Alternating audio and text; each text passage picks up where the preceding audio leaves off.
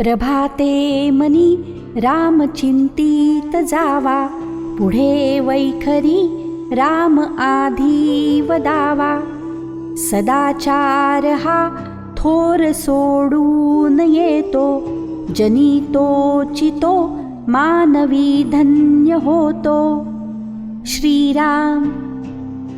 समाजानं धिक्कारलेली एक मामुली स्त्री. राजवाड्यात चंदन उगाळणे हेच तिचे काम.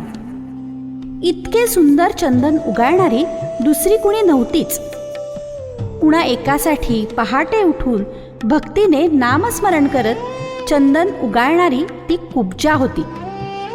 रूपाचा लवलेश नसलेली, ठेंगणी, पोक असलेली काळी, अशी ती कुणाला प्रिय असणार?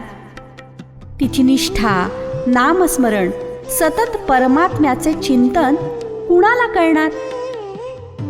जग बाह्य सौंदर्याचे भोगते, तिच्या वाट्याला नुसती अवहेलना.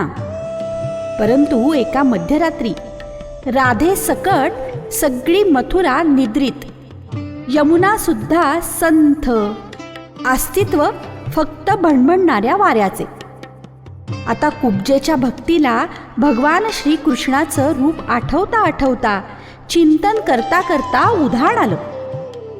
तन मन कशाचं भान नव्हतं तिला. एवढंच काय, अंधारच जणू तिच्या भक्तीला घाबरला. अचानक डोळे मिटलेली ती भानावर आली. पहिलं तीरावरून मुकुंदाच्या पाव्याचे मंजूळ स्वर कानी पडताच स्वतःला सावरीत तिने समोर बघितले. क्षणातच तिचे जीवन धन्य झाले. कारण भगवान करुण नजरेने तिला सांगत होते, अगं, हा मुरलीरव तुझ्यासाठी, फक्त तुझ्यासाठीच बरं, तुझ्या निष्ठेचे फळ म्हणून. तू मागितले नाहीस ना तरीही. समाजानं अवहेललेली कुब्जा मुकुंदाला प्रिय होती.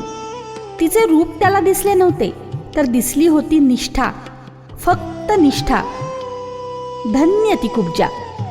तात्पर्य: सदाचरणी भक्तिमार्गी जीवच जगात धन्य होतो.